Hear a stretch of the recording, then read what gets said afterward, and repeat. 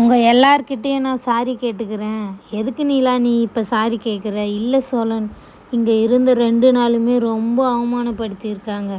இதெல்லாம் நடந்துடும்னு தான் நான் ரிசப்ஷனே வேணான்னு சொன்னேன். ஆனால் நடக்கக்கூடாது எல்லாமே நடந்துடுச்சு. ஆனால் யாரும் அதை பெருசாக எடுத்துக்கல. அது உங்கள் பெருந்தன்மை. நடந்ததுக்கு நான் சாரி சொல்லணும்ல அப்படி சொல்லிட்டு நிலா சொல்கிறாங்க.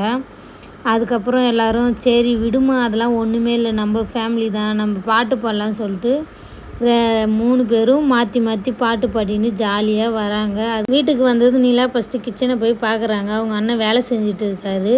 அதுக்கப்புறம் ரூம் வந்தால் கேவலமாக இருக்குது. சோழன் நீ வந்து பெருக்கு அப்படி சொல்லிட்டு தொடப்பத்தை எடுத்துன்னு வந்து கொடுத்து பெருக்க சொல்கிறாங்க.